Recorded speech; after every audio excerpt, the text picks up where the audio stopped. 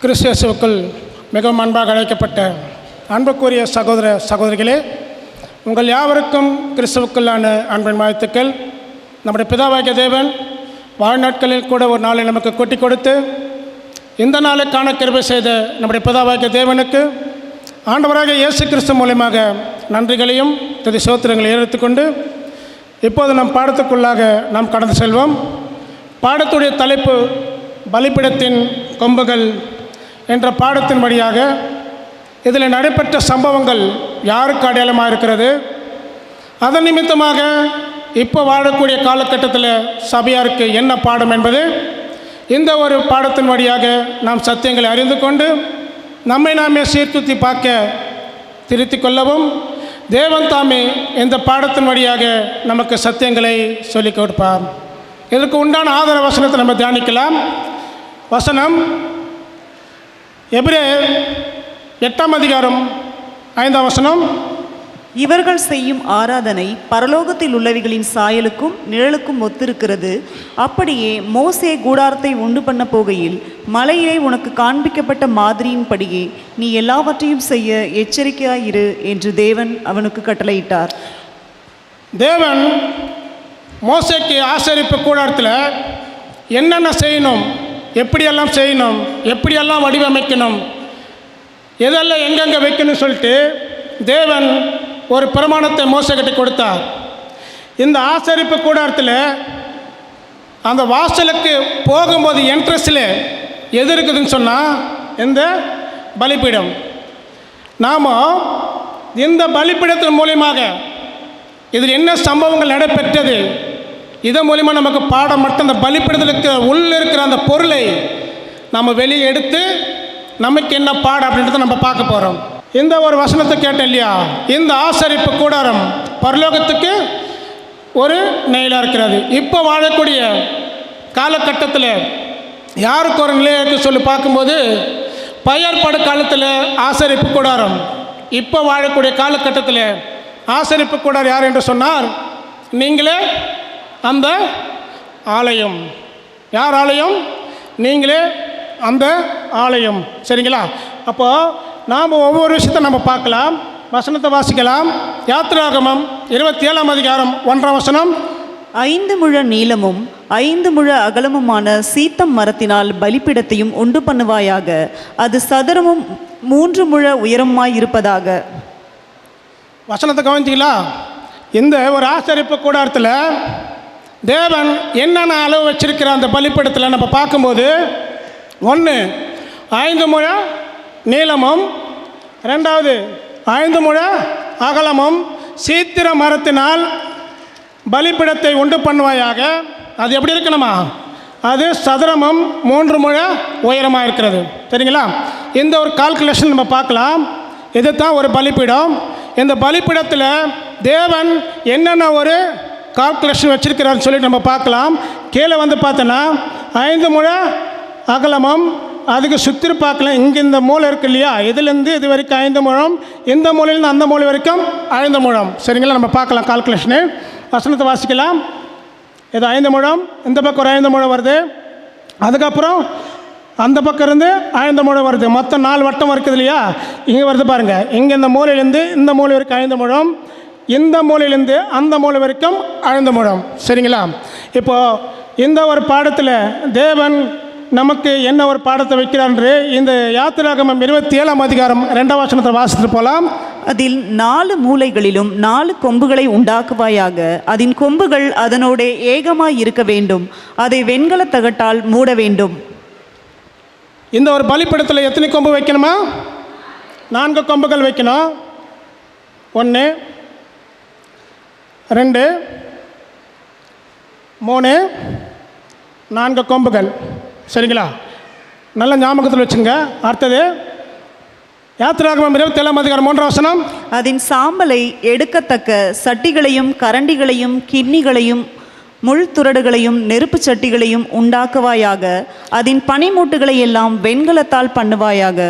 அப்போ அந்த பலிபீடத்தில் காளைகளும் வெள்ளாட்ட கடாக்களையும் பலி கொடுக்கும்போது அது கொழுப்புகள் என்ன பண்ணுவாங்களாம், பலி கொடுத்து அதில் சாம்பலாகும் போது என்ன பண்ணுவாங்களாம், எதில் எடுப்பாங்க சொல்லி பார்க்கும்போது அதுக்கு உண்டான சாமானங்கள் தேவன் என்ன பண்ணியிருக்கிறான், இப்படி தான் என்ன பண்ணுமா, இந்த ஆசரிப்பு கூடாரத்தில் வைக்கணும்னு சொல்லிட்டு தேவன் ஒரு பிரமாணத்தை கொடுத்தார். அடுத்த வசனம் வாசிக்கலாம். யாத்திராகமம் 27:4.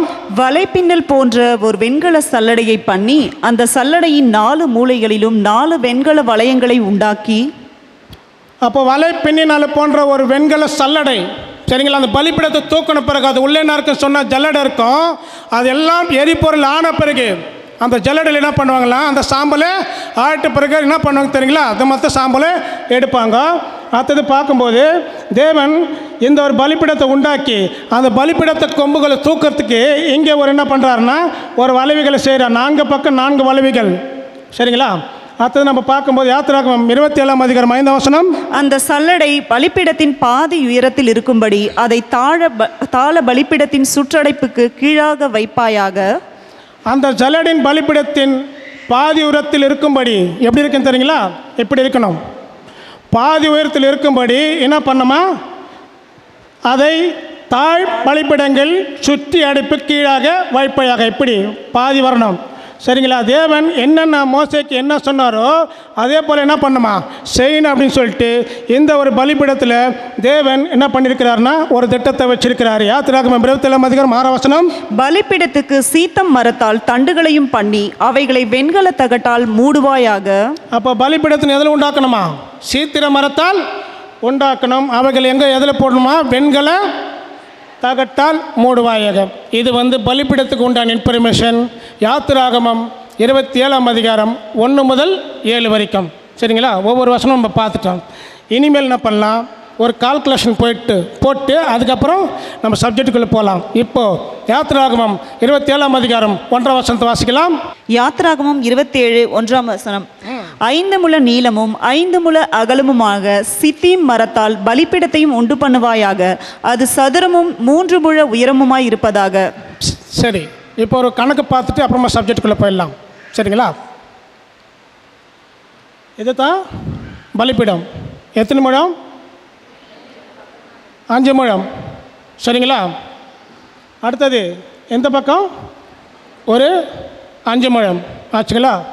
உள்ள இந்த பலிப்பிடத்தில் ஒரு கிராஸ் வருது பாருங்கள், எது எத்தனை பார்க்கலாம். இந்த பக்கம் 7 முழம், அதுக்கப்புறம் இந்த பக்கம் ஒரு 7 முழம், சரிங்களா. வசனத்து பிரகாரம் நம்ம பார்த்தோம்.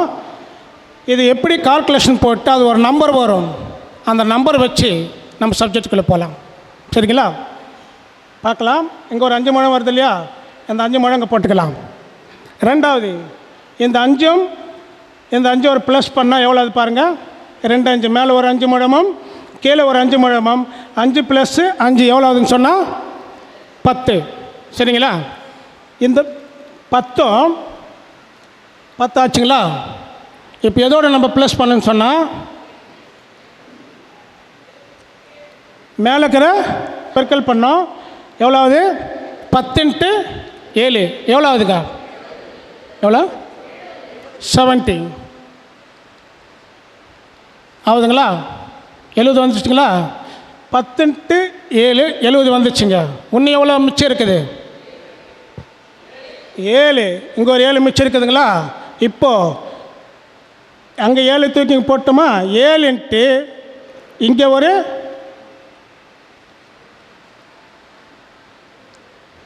7 × 70 எவ்வளோன்னு சொன்னால் 490. டைம் ரீகால் பண்ணிட்டோமா. இங்கே ஒரு 5 முழம், இங்கே ஒரு 5 முழம் ப்ளஸ்ன்ட்டு எவ்வளோ ஆகுதுங்க, 10 ஆகுது. அடுத்தது 10 × 7 முழம் எவ்வளோ ஆகுதுங்க, 70 ஆகுது. 70 × 7 முழம் எவ்வளோ ஆகுதுங்க, 490. அந்த நம்பர் யாருக்குன்னா தெரியுமா, யாருன்னா பேசிக்கிறாங்களா. 7 70 முறை மன்னிக்க வேண்டும். எவ்வளோ கால்குலேஷனு, 490. இப்போ தான் சப்ஜெக்டுக்குள்ளே நம்ம போக போகிறோம், சரிங்களா. வசனத்தை வாசிக்கலாம்.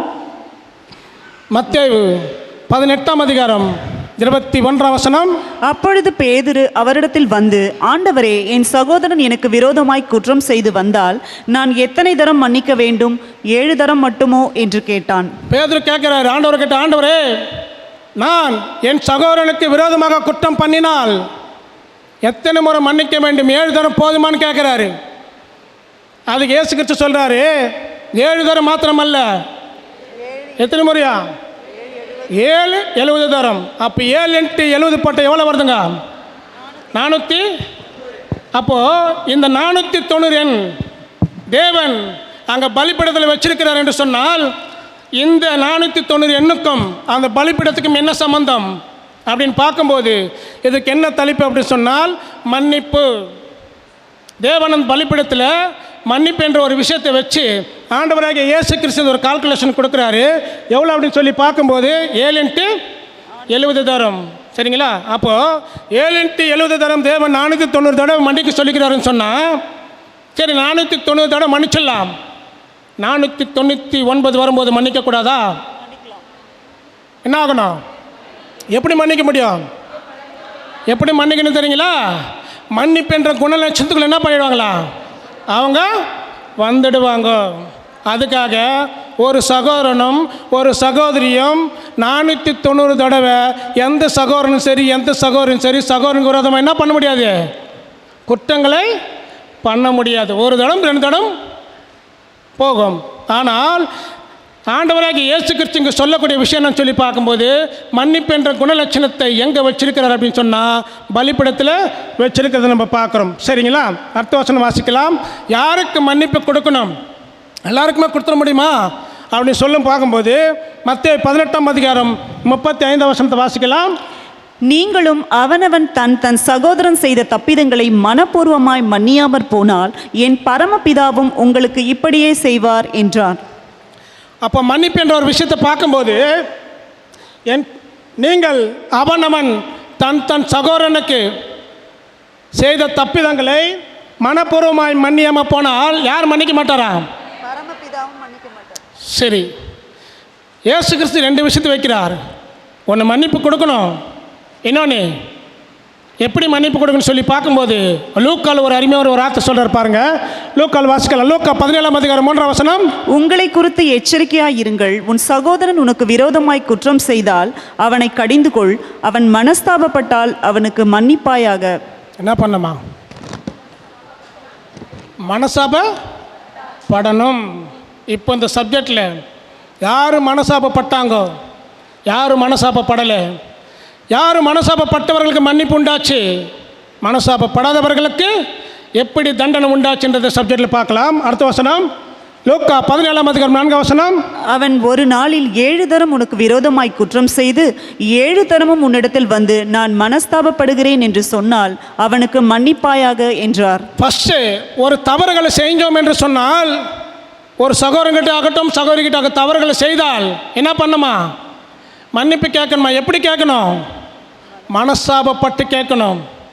ஏதோ ஏனதனமே கேட்டு போனால் அதுக்கு பேர் என்ன பண்ண முடியாதுங்க? மன்னிப்பு கொடுப்பதற்கும் மன்னிப்பு கொடுத்தால் ஏற்றுவதற்கும் தகுதி இல்லை. சரிங்களா? எப்படி பண்ணனா? மனஸ்தாபப்படணும். சரி, இப்போது நாமும் பழைய யார் மனஸ்தாபப்பட்டு மன்னிப்பு பெற்றாங்கன்றது நம்ம பழைய ஏற்பாட்டில் போய் பார்க்கலாம். சரிங்களா? கொலேசியர் 3ஆம் அதிகாரம் 13ஆம் வசனம். ஒருவரை ஒருவர் தாங்கி ஒருவர் பேரில் ஒருவருக்கு குறைபாடு உண்டானால் கிறிஸ்து உங்களுக்கு மன்னித்தது போல ஒருவருக்கொருவர் மன்னியுங்கள். அப்போ ஒருவருக்கொருவர் மன்னிக்கணும்னு சொன்னால் யாருடைய குணலட்சணத்தை வந்துடுறோம்? கிறிஸ்துவுடைய குணலட்சணம் வந்துடுறோம். சரிங்களா? ஒருவர் பேரில் ஒருவருக்கு குறைபாடு உண்டானால் கிறிஸ்து உங்களுக்கு மன்னித்தது போல நீங்கள் என்ன பண்ணுமா? மன்னித்தாகணும். எப்படி மன்னிக்கணும்? மனசாபப்பட்டால் மன்னித்தாகணும். பழைய ஏற்பாடு காலத்தில் யாரை குறித்து பார்க்கலாம் அப்படி சொல்லி பார்க்கும்போது 1 ராஜாக்கள் 1ஆம் அதிகாரம் 50ஆம் வசனத்தை வாசிக்கலாம். அதோனியா சாலமோனுக்கு பயந்ததினால் எழுந்து போய் பலிபீடத்தின் கொம்புகளை பிடித்து கொண்டான். யாரு? அதோனியா. இந்த அதோனியா என்ன பண்ண தெரியுங்களா? சாலமோனுடைய சாலமோன் ராஜா ஆகும்போது என்ன பண்ண தெரியுங்களா? பலிபீடத்தின் கொம்பு போய் பிடிச்சார். ஏன் பிடிச்சார் தெரியுங்களா? சாலமோன் தேவனுடைய திட்ட பிரகாரம் ராஜா ஆக வேண்டியது. ஆனால் அந்த அதோனியா என்ன பண்ணார் தெரியுங்களா? இவர் யாருடைய பையன்? அதோனியா யாருடைய பையன்? தாவீதுடைய மகன். இவர் என்ன பண்ணார்னா தன்னுடைய ஆசாரியர்களை கூட்டிக் கொண்டு சேனாதிபதிகளை கூட்டிக் கொண்டு எல்லாருமே வர வச்சு ஆடு மாடுகளை அடித்து நானே ராஜா ஆகணும்னு சொல்லிட்டு ஒரு விருந்தை உண்டாக்குனார். யார்? இந்த அதோனியா. இந்த விஷயம் யாருக்கு போச்சு? பச்சைபாலுக்கு போச்சு. பச்சைபால் யாருடைய அம்மா? சாலமோனுடைய அம்மா. இந்த பச்சைபால் என்ன பண்ணாங்க தெரியுங்களா? நேராக தாவீதுகிட்ட போகிறாங்க. நாத்தானியேல் போய் சொல்கிறாரு, ராஜா ஆக வேண்டியது உன் மகனாகிய சாலமோனும் தான், அது என் ஆண்டவன் தாவீது என்ன பண்ணியிருக்கிறாரா சொல்லியிருக்கிறாரு. இப்போ அதோன்னு என்ன பண்ணுறாரா? தன்னே ராஜாவாக்கி கொண்டு விருந்து பண்ணியிருக்கிறான். தாவீதின் குடும்பத்தை ஒருத்தர் கூட என்ன பண்ணலவ கூப்பிடல. நீ என்ன பண்ணு, நீ ராஜா கிட்ட போய் பேசுன்னு சொல்லிட்டு நாத்தானியேல் ஆலோசனை சொல்ல பச்சைபால் என்ன பண்ணுறாங்களா? தாவீதுகிட்ட போகிறாங்க. நீ முன்னாடி போ, நான் பின்னாடி வரேன் அப்படின்னு. பச்சைபால் போகும்போது தாவீதுகிட்ட போய் பேசும்போது பின்னாடி யார் வராரா? நாத்தானியேல் வராரு. பச்சைபாலும் நாத்தானியேல் பேசும்போது, ஆண்டவனே நீ சாலமோனை ராஜாவாக்கு என்று சொன்னீரல்லவா, இப்போ அதோன்னு என்ன பண்ணுறாருன்னா தன்னை ராஜாவாக்கணும்னு சொன்ன உடனே யார் ராஜாவாக்குறாரு? தேவனுடைய திட்ட பிரகாரம் சாலமோனை தாவீது என்ன பண்ணுறாருன்னா வர வச்சு, ஆசிரியர்களை வர வச்சு, தீர்க்கதரிசிகளை வர வச்சு என்ன பண்ணுறாருன்னா சாலமோனை ராஜாவாக்குறார். சாலமோன் ராஜாவான பிறகு அதோன்னு என்ன பண்ணுறா தெரியுங்களா? அந்த அரியணையில் உட்கார்ந்த பிறகு உடனே அதோன்னு போய் பலிபீடத்துக்கு கொம்பு என்ன பண்ணுறாரா? பிடிக்கிறார். பிடித்த பிறகு என்ன சம்பவம் நடக்குது பாருங்க. 1 ராஜாக்கள் 1:51. இதோ அதோனியா ராஜாவாகிய சாலமோனுக்கு பயப்படுகிறான் என்றும், இதோ அவன் பலிபீடத்தின் கொம்புகளை பிடித்துக்கொண்டு ராஜாவாகிய சாலமோன் தமது அடியானை பட்டயத்திலே கொன்று போடுவதில்லை என்று இன்று எனக்கு ஆணையிடுவாராக என்கிறான் என்றும் சாலமோனுக்கு அறிவிக்கப்பட்டது. அப்போ அந்த பலிபீடத்தின் கொம்புகளை அதோனியா பிடித்தவுடனே சாலமோனுக்கு என்ன தான் இன்ஃபர்மேஷன் போகுது. உடனே என்ன பண்ணுறாருனா சாலமோன், அப்போது சாலமோன் அவன் யோக்கியன் என்று விளங்கி நடந்து கொண்டால், இனிமேல் நல்லவன் என்று விளங்கி நடந்து கொண்டால் அவன் தப்பி பிழைக்கவே பிழைப்பான் என்று சொல்லிட்டு அவனுக்கு என்ன பண்ணுறாரா சாலமோன் மன்னிப்பு கொடுத்துட்டு வீட்டுக்கு அனுப்புறது பார்க்குறோம். பாருங்கள், அவனை பலிபீடத்திலிருந்து கொண்டு வர ராஜாவாகிய சாலமோன் ஆட்களை அனுப்பினான். யாரு? அதோனியாவே. அவன் வந்து ராஜாவாகிய சாலமோனை வணங்கினான். சாலமோன் அவனை பார்த்து உன் வீட்டுக்கு என்ன பண்ணு போ அப்படி என்று சொல்கிறார். சரிங்களா? இப்போ இந்த வசனத்தில் நம்ம பார்த்து இல்லையா, அதோனியா யாருடைய சந்ததின்னு பார்க்கலாம். இங்கே வராரு பாருங்க, அதோனியா தெரியுதுங்களா? இதை கீழே பாருங்க. ஆகித்துடைய மகன் யாருன்னு சொன்னால் இந்த அதோனியா. இந்த ஆகித் யார் அப்படின்னு சொல்லி பார்க்கும்போது நேராக எங்கே போகணுன்னு சொன்னால் தாவீதுகிட்ட போகலாம். தாவீதுடைய மனைவி தான் இந்த ஆகித். ஆகித்துடைய பையன்தான் இந்த அதோனியா. தாவீதுக்கும் ஆகித்துக்கு பிறந்தவர் தான் யார் சொல்லி பார்க்கும்போது இந்த அதோனியா. சரிங்களா? இவருக்கு அதோனியாவுக்கு என்ன கிடச்சிச்சா? மன்னிப்பு கிடைச்சாச்சு. இன்னொருத்தர் பார்க்கலாம். இவர் யார் தெரியுங்களா? யோவாப். இவருக்கு மன்னிப்பு கிடைச்சிச்சா இல்லைன்றதை பார்க்கலாம். வசனத்தை வாசிக்கலாம். 1 ராஜாக்கள் 2:28.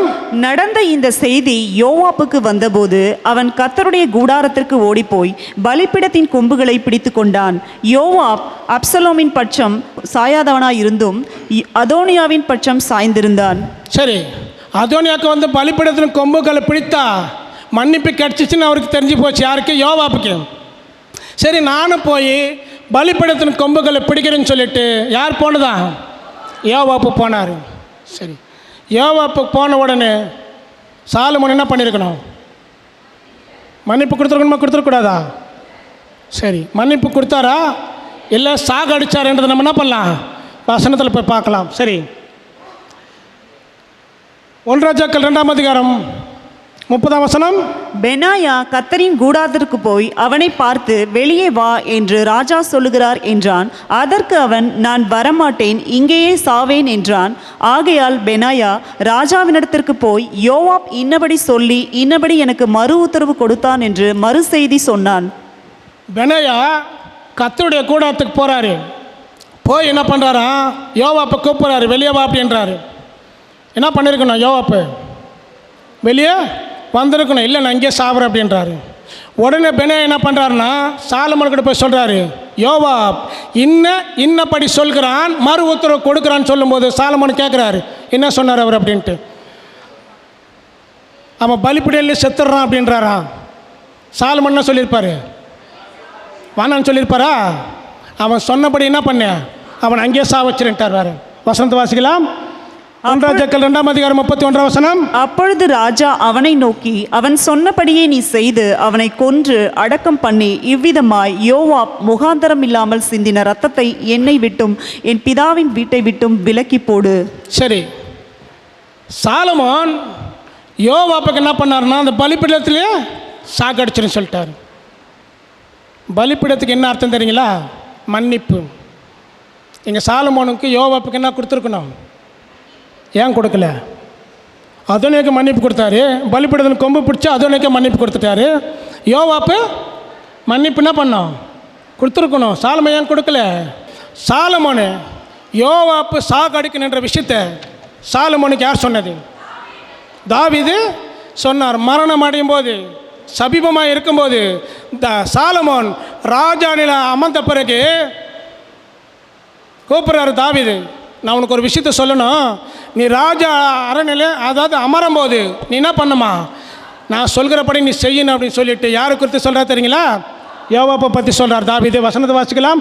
1 ராஜாக்கள் 2ஆம் அதிகாரம் 1ஆம் வசனம். தாவீது மரணமடையும் காலம் சமீபித்த போது அவன் தன் குமாரனாகிய சாலமோனுக்கு கட்டளையிட்டு சொன்னது. ஏன் அப்படி தாவீது வந்து சாலமோனுக்கு சொல்கிறாருன்னு சொன்னால், யோவாப்பு ஏதோ ஒரு விஷயம் பண்ணியிருக்கிறார். அது தாவீதால் என்ன பண்ண முடியல, ஏற்றுக்கவே முடியவில்லை. யோவாப்பும் தாவீதும் எந்த ஒரு குடும்பத்தை சேர்ந்தார்ன்றதை நம்ம பார்க்கலாம். சரி, இப்போ சாலமோனுக்கு என்ன சொல்கிறார் பாருங்க. யோவாப்புடைய அம்மா பேர் வம்சத்தை பேர் சொல்லி சாலமோனுக்கிட்ட தாவீது சொல்கிறத பார்க்கலாம். வசனத்தை வாசிக்கலாம். செருயாவின் குமாரனாகிய யோவாப் இஸ்ரேலின் 2 சேனாதிபதிகளாகிய நேரின் குமாரன் அப்னேரும் ஏத்தேரின் குமாரன் அமாசாவுக்கும் செய்த காரியத்தினால் எனக்கு செய்த குற்றத்தை நீ அறிந்திருக்கிறாயே. அவன் அவர்களை கொன்று சமாதான காலத்திலே யுத்த காலத்து இரத்தத்தை சிந்தி யுத்த காலத்து இரத்தத்தை தன் அறையில் உள்ள கச்சையிலும் தன் கால்களின் இந்த பாதரட்சையிலும் வடிய விட்டானே. வசனம் கச்சா முச்சானுக்குதா புஞ்சிச்ச வசனம் என்னவோ ஒத்து பார்க்குற மாதிரி பார்த்தா புது வசனமாக இருக்கிற மாதிரி தருது. படிச்சிருக்கீங்களா? நேரின் குமரனாக அப்னேர், ஏத்தேரின் குமரனாக அமாசா, 2 பேர் யார் கொண்டு போட்டது? யோவாப். இந்த 2 பேரும் செரியாவின் குமரனாகிய யோவாப்பு இஸ்ரவேலின் 2 சேனாதிபதிகளும் நேரின் குமரனாகிய அப்னேரும் அமாசா என்ன பண்ணிட்டாராம்? கொன்று போட்டார். சரிங்களா? இப்போ நம்ம என்ன பார்க்கலான்னா, இந்த அர்த்த பாயிண்ட்டுகளை போன பிறகு நம்ம யாரை பற்றி பார்க்கலான்னா, யோவாப்பு யாருடைய மகன் எந்த சந்ததின்னு பார்த்துட்டு அது ஒரு குழு பார்த்து நம்ம அர்த்தத்துக்கு போயிடலாம். சரிங்களா? இது ஒரு வசனத்தை வாசிக்கலாம். 1 ராஜாக்கள் 2ஆம் அதிகாரம் 6ஆம் வசனம். ஆகையால் உன் யுக்தியின் படியே நீ செய்து அவனுடைய நரைமயிர் சமாதானமாய் பாதாளத்தில் இறங்க ஒட்டாதிரு. தாவீது சாலமோனுக்கு சொல்றாரு யோவாப்பை பற்றி, அவனுடைய நரமயிர் சமாதானமாய் பாதாளத்தில் இறங்க ஒட்டாதையும். என்ன பண்ணக்கூடாதாம? நரமயிர்னா யாரை குறிக்கும்? வயசை. நம்ம வயசாகி சாகக்கூடாது. எப்போ சாகணும்? அவன் இப்போ சாகணும். அப்படி அந்த கட்டளை கொடுக்க சாலமோன் என்ன பண்ணுறாருன்னா உடனே நிறைவேற்றுது. நம்ம கொஞ்ச நேரம் இதில் பார்க்கலாம். இப்போது அப்னேர் யாருன்றதை பார்க்கலாம். அவன் அப்னேர், அமாசா யாருன்றதை பார்க்கலாம்.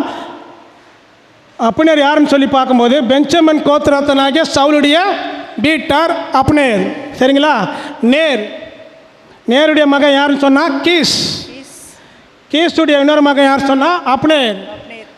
அப்போது கீஸுடைய பையன் யாருன்னு சொன்னால் சவுல். சவுலுக்கும் அப்னேருக்கும் உறவு முறையில் என்ன சம்பந்தம்? சித்தப்பா. சரிங்களா? யாருக்கு சித்தப்பான்னு சொல்லி பார்க்கும்போது சவுலுக்கு அப்னேர்னாவுதான் சிறிய தகப்பன்ன்றது வசனம் சொல்லுது. சரிங்களா? ஒரு க்ளூ புரியுதுங்களா? அப்னேர் யாருடைய சந்ததின்றதுக்காகத்தான் நம்ம பார்த்துட்டு என்ன பண்ணலாம், வேறு எதுக்கு போகலாம். சரிங்களா? அடுத்தது நம்ம வாசிக்கும்போது இப்போது நம்ம அப்னேர் வந்து எப்படி செத்தார்ன்றதை நம்ம பார்க்கலாம். 1 ராஜாக்கள் 2ஆம் அதிகாரம் 32ஆம் வசனம். அவன் தன்னை பார்க்கிலும் நீதியும் நற்குணமும் உள்ள 2 யாரை பார்க்கலாம்? வசனம் பாருங்க. அவன் தன்னை பார்க்கிலும் நீதியும் நற்குணமுள்ளவன் 2 பேர். யார் தன்னை பார்க்கலாம் அப்படின்னு சொல்லி பார்க்கும்போது யோவாப்புடைய யார் ரொம்ப நல்லவன் அப்படின்னு சொன்னால் இந்த அப்னேர். சரிங்களா? அடுத்தது 2 பேராகிய நேரின் குமாரன் அப்னேர் என்னும் இஸ்ரேலின் படைத்தலைவன் மேலும் ஏதேரின் குமாரன் அமாசா என்னும் யூதாவின் படைத்தலைவன் மேலும் விழுந்து தன் தகப்பனாகிய தாவீதுக்கு தெரியாமல் அவர்களை பட்டயத்தால் கொன்ற அவனுடைய இரத்தப்பழியை கர்த்தர் அவனுடைய தலையின் மேல் திரும்ப பண்ணுவாராக. சரி, இந்த விஷயத்தில் ராஜா சொல்லும்போது சாலமோன் என்ன பண்ணுறாருன்னா நிறைவேற்றத்தை நம்ம பார்க்குறோம். இப்போது சாலமோன் எப்படி நிறைவேற்றுற நம்ம வசனத்து மூலியம் போகலாம். அப்னேர் எப்படி இறந்தாருன்றதை நம்ம பார்க்கலாம். இப்போ யாரை பற்றி பார்த்தோங்கிறப்போ ஃபஸ்ட்டு அதோனியை பற்றி பார்த்தோம். அவருக்கு என்ன பலிபீடத்தில் மன்னிப்பு கிடைச்சிச்சு. அடுத்தது யோவாப்பை பற்றி பார்த்தோம். யோவாப்புக்கு என்ன கிடைக்கல? மன்னிப்பு கிடைக்கல. யோவாப்பு எதற்காக சாலமோனை கொலை பண்ணாரு இந்த வரலாற்றை நம்ம பார்க்குறோம். சரிங்களா? 2 பேர் கொலை பண்ணார். அவங்க என்ன செய்தாங்கன்னு சொல்லிட்டு இந்த சரித்திரத்தை நம்ம பார்க்கலாம். அடுத்த வசனம் வாசிக்கும் போது 2 சாமுவேல் 3ஆம் அதிகாரம் 27ஆம் வசனம் வாசிக்கலாம். அப்னேர் எப்ரோனுக்கு திரும்பி வருகிற போது யோவாப் அவனோட ரகசியமாய் பேசுகிறவன் போல அவனை ஒளிமுக வாசலின் நடுவிலே ஒரு பக்கமாய் அழைத்து போய் தன் தம்பி ஆகேசேலுடைய இரத்தப்பழியை வாங்க அங்கே அவனை வயிற்றிலே குத்தி கொன்று போட்டான். சரி, யோவாப்பு அந்த 2 பேர் சாகடிக்கிறார் இல்லையா? ஒன்று யாருன்னு சொன்னால் அப்னேர். அப்னேர் ஏன் சாகடிக்கிறார் தெரியுங்களா? அப்னேர் யோவாப்புடைய தம்பி ஆசகேலு என்ன பண்ணுறாராம்? அப்னேர் சாகடிச்சிறாரு. ஏன் சாகடிச்சா தெரியுங்களா? பெஞ்சமின் கோத்திரத்துக்கு சவுலுடைய குடும்பத்திற்கும் தாவீதுடைய குடும்பத்திற்கும் நெடுநாள் என்ன ஆச்சுங்களா? யுத்தங்கள் சண்டைகள் நடைபெற்று இருக்கும்போது ஒரு நாள் அப்னேர் என்ன பண்ணுறாரா? சண்டைக்கு போயிட்டு இருக்கும்போது ஆசைகள் என்ன பண்ண தெரியுங்களா? அவர் எப்படி ஓடுவார் தெரியுங்களா? மான் போல் ஓடுவார்.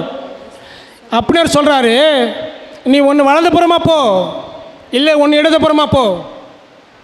சண்டையில் வரும்போது நான் ஏதாவது ஒன்று கொண்டுட்டுனா நான் யோவாப்பு முகத்தில் எப்படி முழிப்பேன்னு சொல்கிறாரு. நியாயந்தானே அவர் சொன்னது, அப்னேர் சொன்னது. ஆனால் அப்னேர் அவளை சொல்லிக்கிடும், யார் கேட்கல? யோவாப்புடைய தம்பி ஆசைகள் என்ன பண்ணல? கேட்கல.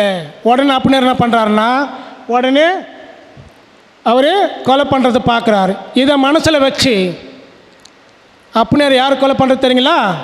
யோவாப்பு கொலை பண்ணுறாரு. எப்போ கொலை பண்ணுறாரு தெரியுங்களா? அப்னேர் தாவீதுக்கிட்ட போகிறாரு. சமாதான காலத்தில் தாவீதுக்கிட்ட போகும்போது சமாதானம் பேசிட்டு வராரு. என்ன பேசுகிறார் தெரியுங்களா? தாவீது ராஜாவே, சவுலுடைய குடும்பத்திற்கும் உங்களுடைய குடும்பத்துக்கு நெடுநாள் சண்டை இருந்துச்சு. இப்போது நீங்கள் 12 கோத்திரத்துக்கு நீங்கள் ராஜாவாக இருங்கன்னு சொல்லிட்டு சமாதானமாக பேசிட்டு அப்னேர் வெளியே வரும்போது இந்த விஷயம் யாருக்கு போகுதுன்னு சொன்னால் யோவாப்புக்கு போகுது. யோவாப்புக்கு போன உடனே யோவாப்புடைய படைத்தலைவர்களை பார்த்து யோவாப்பு சொல்கிறாரு, ஏன் அவனை விட்டீங்க? அவனை சாகடிக்கிறது தானே அப்படின்னு சொல்லிட்டு யோவாப்பு என்ன பண்ணுறாருன்னா மறைமுகமாக போய் அப்னேரே கொலை பண்ணிடுறாரு. இந்த விஷயம் யாருக்கு போச்சு? தாவீதுக்கு தெரிஞ்சிச்சு. சரிங்களா? இதை மனசில் வச்சு தான் யோவாப்பு அப்னேர் என்ன பண்ணாரா? கொலை பண்ணார். சரி, இப்போது 2வது யார் பார்க்கலாம்? அமாசாவை எப்படி சாகடிச்சார், எதற்காக சாகடிச்சாருன்னு பார்க்கலாம். 2 சாமுவேல் 19ஆம் அதிகாரம் 13ஆம் வசனம். நீங்கள் அமாசாவையும் நோக்கி, நீ என் எலும்பும் என் மாம்சமும் அல்லவோ? நீ யோவாவுக்கு பதிலாக என்னாலும் எனக்கு முன்பாக படைத்தலைவனாய் இராவிட்டால் தேவன் அதற்கு சரியாகவும் அதற்கு அதிகமாகவும் எனக்கு செய்ய கடவர் என்று சொல்ல சொன்னான். சரி, இந்த அமாசா யாருன்னு சொன்னால் இவர் ஒரு படைத்தலைவர். தாவீதுக்கு என்ன பண்ணாரா? இவர் படைத்தலைவராக இருந்தார். தாவீதோட படைத்தலைவர் இருந்தது யார்? யோவாப்பு. யோவாப்பை தாவீது தள்ளிட்டு யார் படைத்தலைவரை போட்டால் தெரியுங்களா? இந்த அமாசாவை சொல்கிறார் பாருங்க வசனத்தில். நீங்கள் அமாசாவை நோக்கி, நீ என் எலும்பும் என் மாம்சமும் அல்லவா? நீ யோவாக்கு பதிலாய் என்னாலும் எனக்கு முன்பாக என்ன வாருங்க? படைத்தலைவனாயிரு அப்படின்னு சொல்லிட்டு இதை ஒரு மனசில் வச்சுட்டு யோவாப்பு என்ன பண்ணுறாரு சொல்லி பார்க்கும்போது எப்படி தருமா யோவாப்பு சாகடிக்கிறாரு? வசனத்தை பாருங்க, வாசிங்க. 2 சாமுவேல் 20:9. அப்பொழுது யோவாப் அமாசாவை பார்த்து, என் சகோதரனே. இந்த பாயிண்டெல்லாம் நல்லா ஞாபகம் வச்சுக்க. முடிவில் யாருக்கு ஆப்ட் ஆகும்? நல்லா வசனத்தை ஒத்து பார்த்துருக்கீங்க. பின்னாடி யாருக்கு தெரியுமா? இந்த சாப்பாடு வந்து யாருக்கு போட்டுங்கிறதுனா யோவாப்புக்கு அமாசாக்கு போட்டுங்கிறது சாப்பாடு. நிழல் பொருள் வரும்போது இந்த சாப்பாடு நம்மளுக்கு தான் வரும். வசனத்தை பார்த்துங்க. அப்போது யோவாப் அமாசை பார்த்து, என் சகோதரனே சுகமாக இருக்கிறாயா என்று சொல்லி அமாசாவை என்ன பண்ணுறாராம்? முத்தம் செய்யும்படி தன் தாடியை என்ன பண்ணுறாராம்? வலது கையினால் பிடிச்சு ஓங்கி ஒரே அமாசை எதனா தப்பு பண்ணாரா? எதுவுமே தப்பு பண்ண. 2 பேர் சாகடித்தது யார்? அப்னேரையும் அமாசாயும் சாகடித்தது யார் அப்படின்னு சொல்லி பார்க்கும்போது இந்த யோவாப். எப்படி சாகடித்தார் அப்படின்னு சொன்னால் வசனத்தை வாசிக்கலாம். 2 சாமுவேல் 20ஆம் அதிகாரம் 10ஆம் வசனத்தில், தன் கையில் இருக்கிற பட்டயத்திற்கு அமாசா எச்சரிக்கையாய் இராத போது யோவாப் அவன் குடல்கள் தரையிலே சரிந்து போகத்தக்கதாய் அதனால் வயிற்றிலே ஒரே குத்தாக குத்தினான். அவன் செத்து போனான். அப்பொழுது யோவாபும் அவன் சகோதரனாகிய அபிசாவையும் பிக்கிரின் குமாரனாகிய சேபாவை பின்தொடர்ந்தார்கள். அமாசாவை ஒரே குத்தின பிறகு குடலில் என்னாச்சுங்களா? கீழே சரிந்து வீழ்ந்ததுனால ரோட்ல யார் எழுந்தது? அமாசா இழந்துட்டார். சரி, இப்போ பலிப்பிடத்தின் கொம்பு அதோனியை பிடிச்சார் இல்லையா? அவருக்கு என்ன கிடச்சிச்சு? மன்னிப்பு கிடச்சிச்சு. ஏன் மன்னிப்பு கிடச்சிச்சின்னு சொன்னால், அவர் தெரியாமல் தவறு செஞ்சதுனால பலிப்பிடத்தின் கொம்பு பிடிச்சா கூட என்ன உண்டாகும்? மன்னிப்பு உண்டாகும். ஆனால் இந்த வசனத்தை கொஞ்சம் நல்லா ஞாபகம் வச்சுக்கோங்க. வசனத்தை நல்லா படிங்க. யாத்ராகமம் 21:14, ஒருவன் பிறனுக்கு விரோதமாய் சதி மோசம் செய்து அவனை துணிகரமாய் கொன்று போட்டால் அவனை என் பலிப்பிடத்தில் இருந்தாலும் பிடித்து கொண்டு போய் என்ன பண்ணுமா? கொலை செய்யணும்.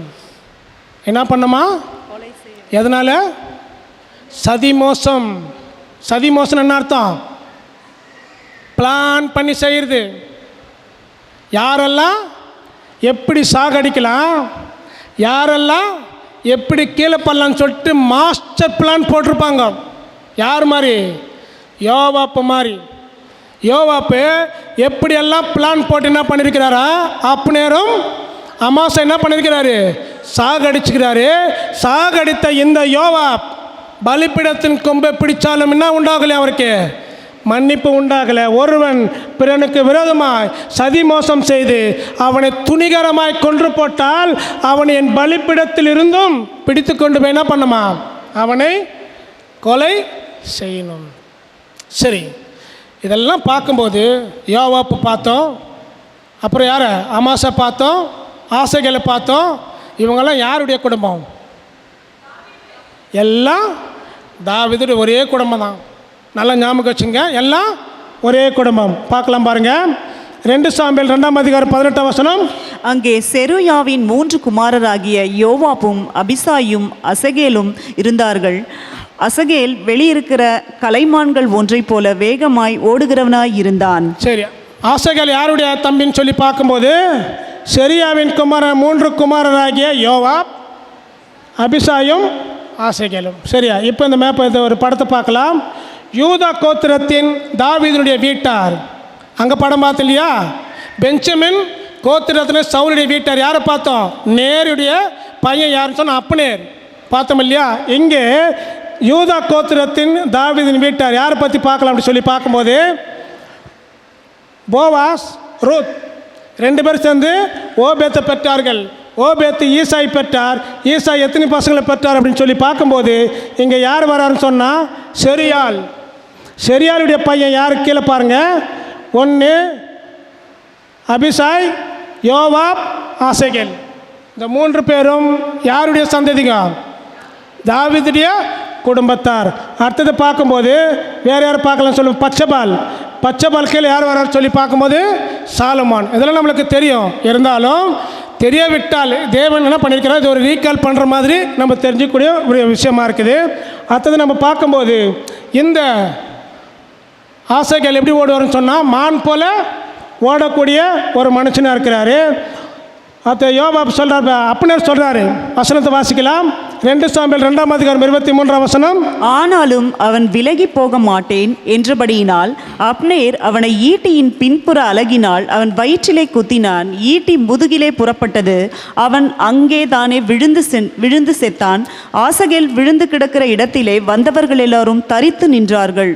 அப்போ அப்னேர் என்ன பண்ணுறாரு, அந்த ஆசைகளை வலதுபுறம் போ உன்னோட இடதுபுறமாக போகும்போது சொல்லி கேட்கலன்னு உடனே என்ன பண்ணுறாருன்னா ஈட்டியால் பின்னாடி குத்துறது நம்ம பார்க்குறோம். சரி, இப்போது இந்த ஒரு சரித்திரத்தில் நம்ம பார்த்தோம் இல்லையா?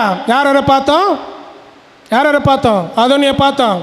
அடுத்தது யோவாப்பை பார்த்தோம். அடுத்தது அமாசா. அடுத்தது அப்னேர். அடுத்தது ஆசகேல் இல்லையா? இவ்வளோ சம்பவத்தை பார்த்தோம். இப்போது இந்த சம்பவமெல்லாம் முன்பு எழுதிப்பேர்கள் எல்லாம் நமக்கு என்ன இருக்குதா? போதனையாக இருக்குது. இப்போ நம்ம கேட்குறோம் இல்லையா, நமக்கு ஒரு பாடம் இருக்கிறது. சரிங்களா? இப்போ எங்கே போகலாம் அப்படின்னு சொல்லி பார்க்கும்போது பலிப்பீடத்தில் நாம் போகலாம். சரி, இந்த பலிப்பீடத்தை குறித்து நம்ம பார்க்கும்போது லேவியராகமம் 16ஆம் அதிகாரம் 18ஆம் வசனத்தை வாசிக்கலாம். பின்பு அவன் கர்த்தருடைய சந்நிதியில் இருக்கிற பலிபீட தண்டை வந்து அதற்காக பிராயசித்தம் செய்து காளையின் இரத்தத்திலும் வெள்ளாட்டுக்கடாவின் இரத்தத்திலும் கொஞ்சம் எடுத்து பலிபீடத்தின் கொம்புகளின் மேல் சுற்றிலும் பூசி என்ன பண்ணுவாங்களாம்? காளையின் இரத்தத்திலும் வெள்ளாட்டுக்கடாவின் இரத்தத்திலும் கொஞ்சம் எடுத்து பலிபீடத்தின் கொம்பு மேலே என்ன பண்ணுவாராம்? சரி, இரத்தத்தை எடுத்து கொம்பு மேலே பூசினால் என்ன அர்த்தம்? மன்னிப்பு. சரிங்களா? இப்போது வாழக்கூடிய காலகட்டத்தில் நமக்கு மன்னிப்பு யார் மூலிமா உண்டாயிருக்கிறது? இயேசு கிறிஸ்து மூலிமா உண்டாயிருக்கிறது. 1 யோவான் 1ஆம் அதிகாரம் 7ஆம் வசனம். அவர் ஒளியில் இருக்கிறது போல நாமும் ஒளியிலே நடந்தால் ஒருவரோடொருவர் ஐக்கப்பட்டிருக்கிறோம். அவருடைய குமாரனாகிய இயேசு கிறிஸ்துவின் இரத்தம் சகல பாவங்களையும் நீக்கி நம்மை சுத்திகரிக்கும். சரி, இப்போது நம்முடைய கிளைமேட்ஸ்குள் வந்திருக்கிறோம். தேவன் சொல்கிறார் பாருங்க, அவர் யார்? அவர் ஒளியில் இருக்கிறது போல நாமும் ஒளியில் நடந்தால் ஒருவரோட ஐக்கப்பட்டிருப்போம். அவருடைய குமாரனாகிய இயேசு கிறிஸ்துவின் ரத்தம் சகல பாவங்களை நீக்கி நம்ம சுத்திகரிக்கும். பழைய ஏற்பாடு காலத்தில் பாவம் பண்ணால் உடனே தண்டனை. புதிய ஏற்பாடு காலத்தில் இப்போ எந்த காலத்தில் வாழ்ந்துருக்கிறோம்? கிருபையின் காலத்தில் நம்ம வாழ்ந்துருக்கிறோம். அதுக்கு தான் நிறைய பாவம் பண்ணுறோம் நம்ம. சரிங்களா? ஏன்னா மன்னிப்பு கிடைச்சதில்ல. பிதாவாகிய தேவனிடத்தில் ஆண்டவராகிய இயேசு கிறிஸ்து பரிந்து பேசுறது காரணம் என்ன தெரியுங்களா? அப்படி ரத்தம் என்ன ஆகுதுங்களா? பரிந்து பேசி கொண்டு இருக்கிறது. இயேசு கிறிஸ்துவின் ரத்தம் சகல பாவங்களை நீக்கி நம்ம என்ன பண்ணுமா? சுத்திகரிக்கும். அது கண்டிப்பாக சுத்திகரிக்கும். நாம தான் என்ன ஆகுதில்லைன்னு சொன்னால் சுத்தமாகறதில்ல. ஏன்? அவர் ஒளியில் இருக்கிறது போல நாம் எதில் இருக்கிற இருட்டில் இருக்கிறோம். வசனத்தை வாசிக்கலாம். எபிரேயர் 4ஆம் அதிகாரம் 15ஆம் வசனம். நம்முடைய பலவீனங்களை குறித்து பரிதபிக்க கூடாத பிரதான ஆசாரியர் நமக்கிராமல் எல்லா விதத்திலும் நம்மை போல் சோதிக்கப்பட்டும் பாவம் இல்லாதவராய் இருக்கிற பிரதான ஆசாரியரே நமக்கு இருக்கிறார். எப்படிப்பட்ட பிரதான ஆசிரியர்? எப்படிப்பட்ட ஆசாரியர் நமக்கிறாரு? பலவீனங்கள் மத்தியிலும் தெரிஞ்சவரும், சோதனைகள் மத்தியில் தெரிஞ்சவரும், பாடுகள் மத்தியில் தெரிஞ்சவரும் பிரதான ஆசாரியன் யாருக்கு இருக்கிறார் சொல்லி பார்க்கும்போது நமக்கு இருக்கிறார். அவருக்கு எல்லாமே தெரியும். ஆனால் பாவம் இல்லாதவராகிய பிரதான ஆசிரியர் யாருக்கு இருக்கிறார்னா நமக்கு இருக்கிறார். நாம் எப்படி இருக்கிறோம்? பாவம் உள்ளவர்களாக இருக்கிறோம். அதை ஆண்டவராகிய இயேசு கிறிஸ்து ரத்தம் சகல பாவங்களை நீக்கி நம்மை சுத்திகரிக்கும். சரி, நாமும் பாவத்துக்குள்ளே வாழ்ந்து கொண்டு நமக்கு எது மூலிமா எவ்வளோ தூரத்துக்கு அளவுக்கு நமக்கு மன்னிப்பு கிடைக்குதுன்னு சொல்லிட்டு சங்கீதத்தில் போய் பார்த்தோன்னு சொன்னால் எபிரேயர் 4ஆம் அதிகாரம் 16ஆம் வசனத்தை வாசிக்கலாம். ஆதலால் நாம் இரக்கத்தை பெறவும் ஏற்ற சமயத்தில் சகாயம் செய்யும் கிருபையை அடையவும் தைரியமாய் கிருபாசன தண்டையிலே சேரக்கடவோம். எப்படி போகலாமா? நம்ம தைரியமாய் கிருபாசன தண்டையில் போகலாம். நமக்காக பரிந்து பேசுகிறவர் யார்? ஆண்டவராகிய இயேசு கிறிஸ்து. தாவீது குறித்து கேட்கும்போது தாவீது கிட்ட போய் பார்க்கலாம் பாருங்க. சங்கீதம் 103:11. பூமிக்கு வானம் எவ்வளவு உயரமாய் இருக்கிறதோ அவருக்கு பயப்படுகிறவர்கள் மேல் அவருடைய கிருபையும் அவ்வளவு பெரிதாய் இருக்கிறது. பூமிக்கு வானக்கு எவ்வளோ தூரம் இருக்குதுங்க? எத்தனை கிலோமீட்டர் யாரும் சொல்ல முடியுமா? பூமிக்கும் வானத்துக்கும் எவ்வளோ கிலோமீட்டருங்கிறது யாரும் என்ன பண்ண முடியாது, சொல்கிறதுக்கு வாய்ப்பு இருந்தால் நானும் தெரிஞ்சுக்கிறேன். ஆனால் இல்லைன்றது தான் பதில். பூமிக்கும் வானத்துக்கு எவ்வளோ தூரம் இருக்கிறதோ அவ்வளோ அவருடைய பயப்படுகிறவர்களுக்கு எப்படி இருக்குமா? அவருடைய கிருபை. அடுத்த வசனம், மேற்குக்கும் கிழக்குக்கும் எவ்வளவு தூரம் இருக்குது? மேற்கும் கிழக்கு என்ன பண்ணாதான்? ஒன்றும் சந்திக்கவே சந்திக்காது. அப்படி இருக்கும்போது நம்முடைய பாவங்கள் என்ன பண்ணுறாராம்? நம்மை விட்டு நீக்கி போடுகிறார். அடுத்தது நம்ம பார்க்கும்போது, தகப்பன் தன் பிள்ளைக்கு இறங்குறது போல கர்த்தர் நம்முடைய பிள்ளைகள் ஏதாவது ஒரு தவறு பண்ணிட்டு ஒரு பாவங்களை பண்ணிட்டு வந்து அப்பா சாரின்னு கேட்டால் நம்ம என்ன பண்ணுவோம்? நம்மளை யார் பார்க்குற திரும்ப? பிதாவாகிய தேவன் பிள்ளை போல பார்த்துருக்கிறார். பிள்ளைதான் அப்பா பிதாவை என்று கூப்பிட பண்ணும்படியாக புத்திர சுவீகாரத்தின் ஆவியை பெற்றவர்களாகி நாம் எதன் மூலியமா? ஞானஸ்தானத்தின் நிமித்தமாக, ஆண்டவராகிய இயேசு கிறிஸ்து மூலியமாக, ஞானஸ்தானத்தின் மூலியமாக அப்பா பிதாவை என்று கூப்பிட பண்ணும்படியாக புத்திர சுவீகாரத்தின் ஆவியை முதல் பெற்றிருக்க நாம் தான். நம்ம பாவம் பண்ணா யாருக்கிட்ட திரும்ப பேசுகிறப்பா தயவு செய்து என்ன பண்ணுங்க? என்னை மன்னிச்சிருங்க. ஏன்னு சொன்னால் பயற்பட காலத்தில் பலிப்பீடத்தில் கொம்பு பிடிச்சாலும் மன்னிப்பு உண்டு. புதிய ஏற்பாடு காலத்தில் ஆண்டவராகிய இயேசு கிறிஸ்துவின் ரத்தத்தினால சகல பாவங்களையும் நீக்கி சுத்திகரிக்கப்பட்டிருக்கிறது. இப்போ கிருபையின் காலத்தில் வாழ்ந்து கொண்டு நமக்கு மன்னிப்பு பெற்று மீண்டும் பாவம் செய்தால், துணிகரமாக பாவம் செய்தால், சதி மோசம் செய்து பாவம் செய்தால் இனி ஒரு பலி இல்லை. சரிங்களா? அடுத்தது நம்ம பார்க்கும்போது சங்கீதம் 103:14 வசனம், நம்முடைய உருவம் இன்னதென்று அவர் அறிவார், நாம் மண் என்று நினைவு கூறுகிறார். நாம் யாராக இருக்கிறோம்? மண்ணு தான். செத்த பிறகு இந்த பாடி எங்கே போகுதுங்க? மண்ணில் போனால் நம்மளுக்கு ஏசி, பெட்ரூமு, ரூமுங்களாம் இருக்குமா? என்ன இருக்கும்? மண்ணுக்கு போனால் மைண்டு தேவனிடத்தில் போகுது. மண்ணுக்குள்ளே நம்ம சரீரம் போச்சோன்னா இந்த மண் இன்னொன்று ஆட்டம் போதுன்னு அடுத்த வசனத்தில் பார்த்து சொல்லுங்கள். பயங்கரமான ஆட்டம் போகுது இந்த மண். இந்த பாடம் வெளியே இருக்கிறவங்களுக்கு கிடையாதுங்க. சகோதர சகோதரிகளே, கிறிஸ்துக்குள் அன்பான சகோதர சகோதரிகளே, இந்த பாடம் நமக்கு தான். நம்ம எந்த கோத்திரம் வர்றதும் முடியல பார்த்துடலாம். ஆனால் இந்த மண்ணுக்கு போகக்கூடிய இந்த மண், இந்த சரீரம் என்னென்ன ஆட்டம் போட தெரியுங்களா?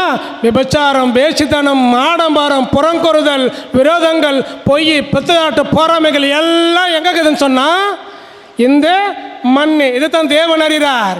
இனி யார் என்று நம்முடைய உருவம் என்னதென்று அவர் அறிவார். நாம் மண் என்று நினைவு கூறும். இந்த மண் மரித்த பின்பு பூமியில் போனால் எப்படி தெரியுமா இருக்கும்? நமக்கு சொந்தக்கார் யார் தெரியுங்களா? தயவு செய்து சாகிறதுக்கு முன்னாடி எல்லா சொந்தக்காரும் இப்போ பார்த்துங்க. செத்ததுக்கு அப்புறம் சொந்தக்கார் வெயிட் பண்ணுகிறாங்க கீழே. அந்த சொந்தக்காரை நீ விட்டாலும் அந்த சொந்தக்கார் விட மாட்டாங்க. வசனம் பார்க்கலாமா? கொஞ்சம் பயமாக இருக்கும் அந்த வசனத்தை படித்தா. ஏசாயா 14:11, உன் ஆடம்பரமும் உன் வாத்தியங்களின் முழக்கமும் பாதாளத்தின் தள்ளுண்டு போயிற்று, புழுக்களே உன் படுக்கை, பூச்சிகளே உன் போர்வை. இது சாத்தானுக்கும் சொல்லப்பட்ட வார்த்தை, நமக்கும். நம்ம சொந்தக்காரர் யாருங்க? பார்த்துங்க. என்னத்தான் ஆட்டம் போட்டாலும் உன்னுடைய ஆட்டம் எங்கே இருக்கும்? எங்கே போகணும்? உன் ஆடம்பரமும் உன் வாத்தியங்கள் முழக்கமும் பாதாளத்தில் தள்ளுண்டு போயிட்டு, புழுக்களே உன் படுக்கை. அங்கே பஞ்சுமத்த பெட்டெல்லாம் கிடையாது. புழுக்களே உன் படுக்கை. அங்கே குளிரத்துக்கு சொன்ன நம்மளுக்கு போர்வை எது தெரியுமா? பூச்சிகளே உன் போர்வை. முடியுமா? சாகிறதுக்கு முன்னாடி ஒரு டைம் கற்பனை பண்ணிக்கோங்க. அதுக்கப்புறம் என்ன பண்ண முடியாது, அந்த வசனம்லாம் வராது. அதனால் நம்ம எந்த அளவுக்கு ஆடாமல் அடங்கியிருக்க முடியுமோ, எந்த அளவுக்கு சதி மோசம் செய்யாமல் அடங்கியிருக்க முடியுமோ அந்த அளவுக்கு என்ன பண்ணலாம்? அடங்க வேண்டும். அப்படி இல்லை என்று சொன்னால் தேவன் கொடுக்கக்கூடிய தண்டனை மிக பெரியது. யார் என்று சொன்னால் நமக்கு தான். சரி, தாவீதின் குடும்பத்தில், ஒரே குடும்பத்தில் யாரெல்லாம் பிரச்சனை பண்ணாங்க, யாரெல்லாம் கொலைகாரன் ஆகினாங்க, யாரெல்லாம் கொலை செஞ்சாங்கன்னு சொல்லிட்டு ஒரே குடும்பத்தில் நடைபெற்றது யார் அப்படின்னு சொல்லி பார்க்கும்போது இது தாவீதுடைய குடும்பம், யூதா கோத்திரத்துடைய தாவீதுடைய குடும்பம். இந்த குடும்பத்தில் யார் வரா அப்படின்னு சொல்லி பார்க்கும்போது தாவீதும் வராரு, சாலமோனும் வராரு, அதோனியமும் வராரு, அடுத்தது யோவாப்பும் வராரு, ஆசைகளும் வராரு. அப்னேர் சவுலுடைய குடும்பம், சரிங்களா? சவுலுடைய குடும்பம் அப்னேர்னு சொன்னால் கூட தாவீதுக்கும் சவுலுக்கு என்ன ஒரு உறவு முறை? மாமனார் என்ற உறவு முறை, சரிங்களா? எல்லாம் ஒரே குடும்பத்தில் சண்டைகள், போட்டிகள், பொறாமைகள், கொலைகள், அவதூறான வார்த்தைகள் எல்லாம் எந்த குடும்பத்தில் நடக்கிறது? யூதா கோத்திரத்தின் தாவீதினுடைய குடும்பத்தில் நடக்கிறது. இந்த யூதா கோத்திரம் தாவீதினுடைய யார் சந்ததி? தாவீது யார் சந்ததி? ஆபிரகாமின் சந்ததி, சரிங்களா? இப்போ நாமும் எந்த சந்ததின்னு பார்க்கும்போது பக்கத்தில் இருக்கிறது பார்த்தீங்களா? 1,44,000 பேர். தாவீது ஆபிரகாம் சந்ததி என்று சொன்னால் 1,44,000 பேர் கேட்டுக்கொண்டுகிற நமக்கு யார் சந்ததி? யார் சந்ததி? நம்மலாம் எப்படி சொல்லலாம்? ஆபிரகாம் சந்ததி எப்படி சொல்லலாம்? யாருன்னா ஹைலைட்டான வசனம் சொல்ல முடியுமா? இந்த குடும்பத்தில், தாவீதுடைய ஒரே குடும்பத்தில் எப்படி சண்டைகளும் போட்டிகளும் பொறாமைகளும் கொலைகளும் வெறிகளும் நடைபெறுதோ அதே போல 1,44,000 என்ற சந்ததிகளில் ஆபிரகாமுடைய சந்ததி நாம். எப்படி ஆபிரகாம் சந்ததின்னு சொல்லி பார்க்கும்போது வசனத்தை வாசிக்கலாம். என் தாசனாகிய இஸ்ரவேலே, நான் தெரிந்து கொண்ட யாக்கோபே, என் சிநேகிதனான ஆபிரகாமின் சந்ததியே. யாரெல்லாம் நாமோ? வெறும் ஆபிரகாமை சொன்னால் நல்லா இருக்காதுங்க. தேவன் ஆபிரகாமுக்கு இன்ஃபர்மேஷன் வச்சிருக்காரு பாருங்க. என்ன சொல்லியிருக்கிறாரு? என் சிநேகிதனாகிய ஆபிரகாமின் சந்ததி, என் நண்பனாகிய ஆபிரகாமின் சந்ததி. யாரை பார்த்து சொல்றாரு? நம்மளை பார்த்து சொல்றாரு. நாம் எப்படி இருக்கணும்? அங்கே யோவாப்பு போல இருக்கணுமா, இல்லை கிறிஸ்துவ போல இருக்கணுமா? நாமெல்லாம் ஆபிரகாமின் சந்ததியின் தேவன் இன்ஃபர்மேஷன் கொடுக்கும்போது அது ஆபிரகாம் நம்ம சந்ததின்னு சொல்லிட்டு பவுல் இன்ஃபர்மேஷன் கொடுக்குறாரு பாருங்க. கலாத்தியர் 3:29 நீங்கள் கிறிஸ்துவினுடையவர்களானால் ஆபிரகாமின் சந்ததியாராயும் வாக்குத்தத்தத்தின்படியே சுதந்திரராயும் இருக்கிறீர்கள். நம்மள யார் சந்ததி? நீங்கள் கிறிஸ்துவின் உடையவர்களானால் ஆபிரகாமின் சந்ததி. கிறிஸ்துவுக்குள் ஞானஸ்நானம் பெற்றவர்கள் எத்தனை பேர்களோ அத்தனை பேர் யாரை தரித்து கொண்டிருக்கிறோம்? கிறிஸ்துவை தரித்து கொண்டிருக்கிறோம். நீங்கள் கிறிஸ்துவை தரித்து கொள்கிறவர்களானால், கிறிஸ்துவுடையவர்களானால் யாருடைய சந்ததி? ஆபிரகாம் சந்ததி. அங்கே ஆபிரகாம் சந்ததி குடும்பத்தில் எப்படி போட்டிகளும் பொறாமைகளும் சண்டைகளும் அவதூறாகவும் கொலைகளும் நடைபெற்றதோ அதே போல் 1,44,000 என்ற ஆபிரகாம் சந்ததியில் எல்லாம் நடைபெறுது. துணிகரமான பாவத்தை செய்வது யாரு? சத்தியத்தை அறிந்து கொண்ட சகோதரனும் சகோதரியும் துணிந்து பாவம் செய்கிறாங்க. எப்படி பாவம் செய்கிறாங்க தெரியுங்களா? வெளியில் இருக்கிற சகோதரனுக்காக குற்றத்தை சுமக்கிறதில்ல, உள்ளே இருக்கிற சகோதரனை எப்படி சதி மோசம் செய்து எப்படி குற்றத்தை அவர் மேலே சுமத்தி எந்த அளவுக்கு யோவாப்பு போல சாகடிக்கணுமோ அந்த அளவுக்கு என்ன பண்ணுறாங்களா? பிளான் பண்ணி சாகடிக்கிறாங்க. யார் செய்யுது? யோவாப்பு யார் சந்ததி? ஆபிரகாம் சந்ததி. 1,44,000 பேர் யார் சந்ததி? அவர்களும் ஆபிரகாம் சந்ததி தான். வசனத்தை வாசிக்கலாம். சங்கீதம் 19:13 துணிகரமான பாவங்களுக்கு உமது அடியேனை விலக்கிக்காரும், அவைகள் என்னை ஆண்டு கொள்ள ஒட்டாதிரும். அப்பொழுது நான் உத்தமனாகி பெரும் பாதகத்துக்கு நீங்களாயிருப்பேன். துணிகரமான பாவம்னா தெரியுங்களா? துணிஞ்ச செய்கிறது. யார் வந்தாலும் பார்த்துக்கலாம். துணிஞ்சு செய்கிறது. சத்தியத்தை அறிந்து கொண்டவர்கள், தேவனிடத்தில் நல்மனசாட்சி பெற்றவர்கள், தேவனுக்காக பாடுகளை அனுபவிக்கக்கூடியவர்கள் எப்படி செய்கிறாங்க தெரியல? துணிகரமான பாவம், துணிந்த செயலை என்ன வந்தாலும் பார்த்துடலாம். நம்மக்கிட்ட ஆட்கள் பலம் இருக்குது, ரவுடிஸ் கிடையாது. சத்தியத்தில் இருந்தவர்களே நம்மக்கிட்ட நிறைய பேர் இருக்கிறாங்க. துணிந்து செய்யலாம். தாவீது எப்பேற்பட்ட ஒரு ராஜா, தன்னை எப்படி தாழ்த்துறார் பாருங்க. துணிகரமான பாவங்களுக்கும் உமது அடியேனை என்ன பண்ணுமா? விலகி காத்தல். அப்பேற்பட்ட துணிகரமான பாவம் என் மைண்டில் வரக்கூடாதுன்னு கூட ஜெபம் பண்ணுறார். நம்ம யாராவது அப்படி பண்ணியிருக்கிறோமா? துணிந்து செய்யலாம். சதி மோசம் பண்ணி செய்யலாம். எங்கே? சத்தியத்தை அறிந்து கொண்ட ஒரே சரீர அங்கத்தினால் 1,44,000 பேர் சரீரங்கம். தலை கிறிஸ்து. பார்த்தா எப்படி தெரியுமா? கிறிஸ்துவை போல பார்க்குறார் பிதாவாகிய தேவன். ஆனால் அந்த ஆபிரகாமுடைய சந்ததி 1,44,000 பேர் கூட்டம் என்ன பண்ணுறாங்களா? துணிந்து, துணிகரமான பாவம் துணிந்து செய்கிறாங்க. இப்பேற்பட்ட செய்கிறவர்கள் யாராக இருந்தாலும் பலிப்பிடத்திலிருந்து கொண்டே போடுற அப்படின்ட்டாரு. அமாசாக்கு ஏன் வந்து ஒரு மன்னிப்பு கிடைச்சதுன்னு சொன்னால்,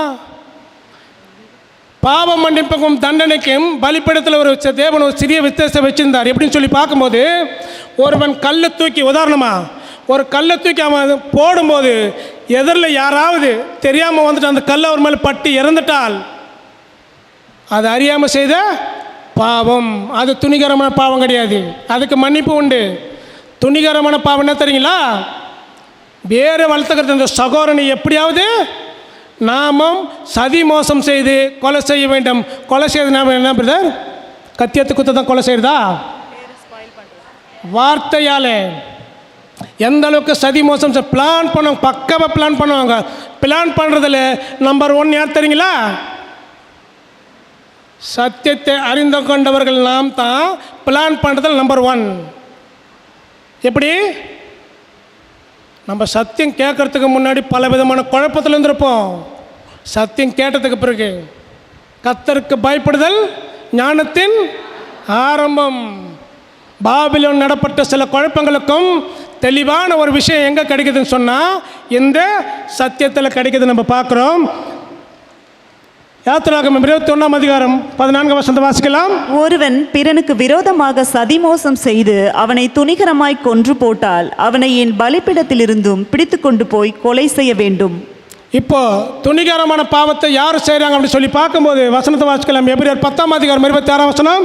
சத்தியத்தை அறிவை அடைந்த பின்பு நாம் மனப்பூர்வமாய் பாவம் செய்கிறவர்களாய் இருந்தால் பாவங்களின் நிமித்தம் செலுத்தத்தக்க வேறொரு பலி இனி இராமல்.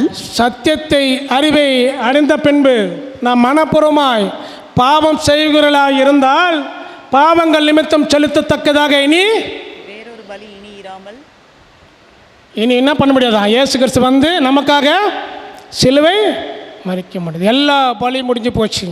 இப்போ நம்ம எந்த காலத்தில் வாழறோம் சொல்லி பார்க்கும்போது கிருபையின் காலத்தில் வாழ்ந்து கொடுக்குற நமக்கு சதி மோசம் செய்து துணிகரமாக பாவம் செய்வோம் என்று சொன்னால் உடனே தண்டனை யாருக்கு கிடைக்கும்? சத்தியத்தை அறிந்தவர்களுக்கு தான். சரிங்களா? அடுத்தது நம்ம பார்க்கும்போது எபிரேயர் 6ஆம் அதிகாரம் 4ஆம் வசனம். ஏனெனில் ஒரு தரம் பிரகாசிக்கப்பட்டும் பரம இவை ருசி பார்த்தும் பரிசுத்த ஆவியை பெற்றும். ஒரு தரம் பிரகாசிக்கப்பட்டுமா? எப்போ? சத்தியத்தை அறிந்த பின்பு. பரம இவை ருசி பார்த்துமா? எப்போ? சத்தியத்தை அறிந்த பின்பு.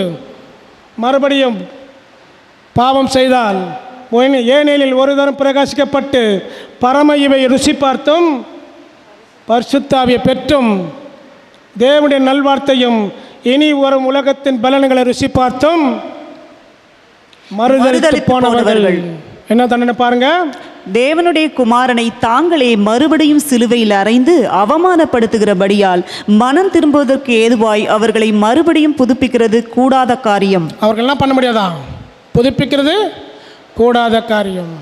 இஸ்ரேல் ஜனங்களுக்கு பாவ மன்னிப்பு உண்டாகும். உயிர்த்தெழுதல் வரும்போது நமக்கு ஏன் சொன்னால் ஒரு தரம் பிரகாசிக்கப்பட்டு பரம இவை ருசி பார்த்தோம் நாம் மறுதளிப்போம் என்று சொன்னால், துணிகரமாக பாவம் செய்வோம் என்று சொன்னால், சதி மோசம் செய்து பாவம் என்று சொன்னால் இனி அவர்களை புதுப்பிக்கிறது கூடாத காரியம். இதை இந்த பலிபீடத்தில் நம்ம பார்க்கும்போது கடைசியாக பார்த்து முடிச்சிடலாம். இந்த பலிபீடத்தக்கூடிய விஷயம் பார்க்கும்போது மன்னிப்புக்கு அடையாளமாக இருக்கிறது. யாருக்கு மன்னிப்பு கிடைச்சுன்னு சொல்லி பார்க்கும்போது அதோனியாக்கு மன்னிப்பு கிடைச்சது. மன்னிப்பு யாருக்கு கிடைக்கலன்னு சொல்லி பார்க்கும்போது சதி மோசம் செய்த யோவாப்புக்கு என்ன கிடைக்கலையா? மன்னிப்பு கிடைக்கலையா? நாம் அதோனியாவாக இருக்கிறதும் யோவாப்பாக இருக்கிறதும் யார் கையில் இருக்குது? நாம கையில் தான் இருக்குது. சரிங்களா? இந்த பலிபீடத்தை குறித்து தேவன் இந்த ஆசரிப்பு கூடத்தில் ஒரு திட்டத்தை வச்சிருக்கிறார் என்று சொன்னால், நாம் இப்படிப்பட்ட காரியங்கள் பாவத்துக்குள் இருப்போம் என்று சொன்னால், துணிகரமான பாவங்களை செய்வோம் என்று சொன்னால், சதி மோசம் பாவம் என்ற எண்ணத்துக்குள் நம்ம இருப்போம் என்று சொன்னால், இப்படிப்பட்ட பலிகள் நிமித்தமாக ஆண்டவராகிய இயேசு கிறிஸ்துவின் ரத்தத்தினாலே சகல பாவங்களை நீக்கி நம்மை சுத்திகரித்த நம்முடைய ஆண்டவராகிய இயேசு கிறிஸ்து மூலமாய் பிதாவாகிய தேவனுடைய திட்டத்துக்குள் நம்ம வந்து என்ன பண்ணலாம்? எல்லாவற்றையும் விட்டுவிட தேவன் தாம் எந்த ஒரு சத்தியத்தின் மூலியமாக நம் அனைவரும் ஆசீர்வாதத்தை காப்பாராக. ஆமென்.